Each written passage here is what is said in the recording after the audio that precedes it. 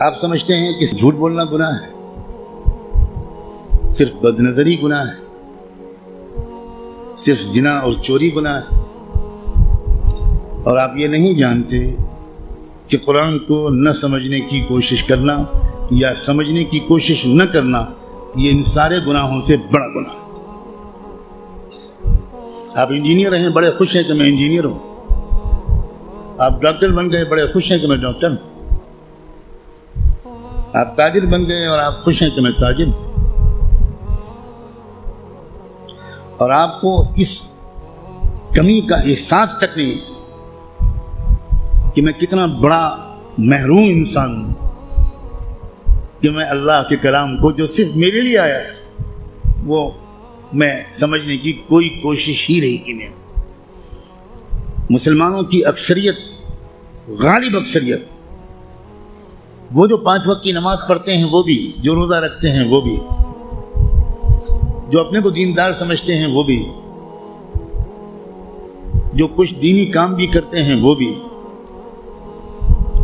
اس بڑے گناہ میں تقریباً سب شریک ہیں کہ وہ قرآن مجید کو سمجھنے کی کوئی کوشش نہیں کرتے اور قرآن مجید کو نہ سمجھنے کو گناہ نہیں سمجھتے، یا سمجھنے کی کوشش نہ کرنے کو گناہ نہیں سمجھتے۔ تو آپ قرآن مجید کو سمجھنے کی کوشش فرض عین سمجھیں، اور قرآن کو اب تک سمجھنے کی کوشش نہ کرنا یہ کبیرہ گناہوں سے بڑا گناہ سمجھیں۔ اور رمضان کا مہینہ جو گناہوں سے توبہ کرنے اور معافی مانگنے کا مہینہ ہے، اس میں سب سے زیادہ اس گناہ سے توبہ کریں۔ اللہ کے ہاں آپ کی بخشش اس سے کہہ کر نہیں ہوگی کہ اللہ حضرت میں تعلیم کے حلقے میں بیٹھتا تھا اور اس میں منتخب احادیث پڑھی جاتی تھی، اس میں فضائل نماز پڑھی جاتی تھی۔ یہ منتخب احادیث اور فضائل نماز اس لیے پڑھی جاتی ہے تاکہ قرآن پڑھنے کا، سمجھنے کا شوق پیدا ہو۔ اور اگر کوئی کتاب قرآن مجید کے سمجھنے کی کوشش کے راستے میں ایک رکاوٹ بنتی ہے تو میں کہنے کی ہمت بھی نہیں کرتا، ضرورت بھی نہیں سمجھتا کہ وہ کتاب یا اس کتاب کو یہ درجہ دینے والا اللہ کے ہاں کدھر کھڑا کیا جائے گا۔ رسول اللہ یہ شکایت کریں گے قیامت کے دن، یہ سن لیجیے، یہ قرآن میں آیا ہے، اور شکایت کیا کریں گے؟ یہ نہیں کہیں گے کہ ان کی ٹوپی 4 کونوں کی نہیں ہوتی تھی، یہ شکایت نہیں کریں گے رسول اللہ مسلمانوں کی جن کی داڑھی چھوٹی تھی۔ رسول اللہ شکایت کیا کریں گے کہ اللہ یہ ہے میری قوم جس نے قرآن کو چھوڑ دیا تھا۔ آپ جس کی شفاعت کی دعائیں کر رہے ہیں وہی آپ کے خلاف اللہ کی عدالت میں مقدمہ دائر کرے گا۔ ہماری عورتیں 100% تقریباً قرآن مجید کو ٹھیک سے شاید پڑھ بھی نہیں پاتی، سمجھنا تو بہت دور کی بات ہے۔ ہم نے کبھی فکر ہی نہیں کی کیا ہو گیا، مجھے کچھ سمجھ میں نہیں آتا۔ قرآن صرف تلاوت کے لیے نہیں آیا ہے۔ اول تو کتنے لوگ سال بھر تلاوت کرتے ہیں وہ آپ خود جانتے ہیں، لیکن میں کہتا ہوں اگر آپ سال کے روزانہ تلاوت بھی کرتے ہیں تو ایک بہت نیک کام آپ ضرور کرتے ہیں، لیکن قرآن کا حق صرف تلاوت سے ادا نہیں ہوگا۔ آپ کے دوست کا خط آپ کے پاس آئے، آپ کی ماں اپنا خط لکھے، آپ دور کہیں رہتے اور ماں آپ کو خط بھیجے، آپ خالی اس خط کو روزانہ پڑھ لیا کریں گے بس؟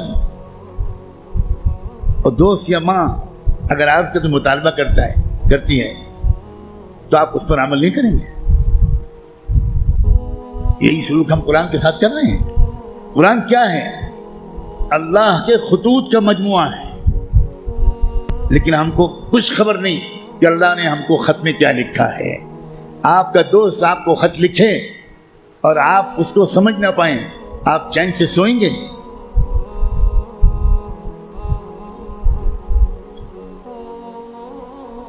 کسی کمپنی کا اشتہار آپ نے دیکھا، آپ نے اس کو اپنی درخواست بھیجی، وہاں سے جواب آیا، جواب ایسی زبان میں ہے جو آپ نہیں جانتے، آپ اس دن کھانا کھائیں گے اس خط کا مضمون سمجھنے سے پہلے؟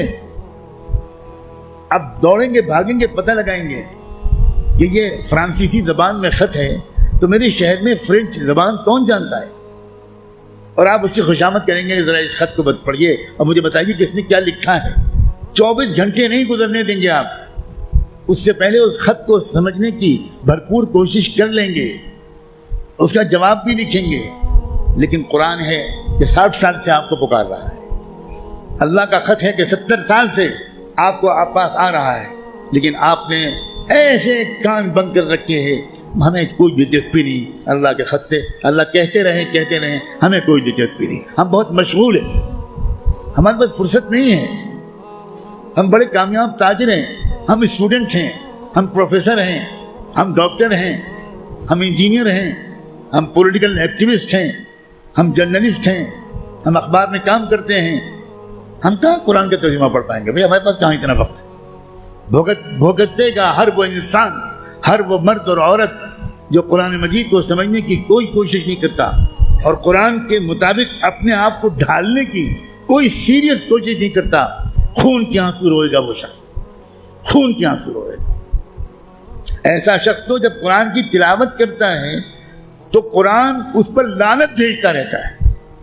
اب غور تو کریں، رب قارئ للقرآن والقرآن یلعنہ، یہ میرے باپ کی اور پیر کی کہی ہوئی بات نہیں ہے، یہ بات صادق و مصدوق رحمت دو عالم صلی اللہ علیہ وآلہ وسلم نے کہی کہ قرآن بہت سے لوگ پڑھتے ہوتے ہیں اور پڑھنے کے درمیان قرآن اس پر لعنت بھیجتا ہے، اے اللہ یہ مجھ پر یہ پڑھ رہا ہے، اس پر لعنت۔ اب قرآن کی لعنت پر اللہ تعالیٰ قبول نہیں کریں گے؟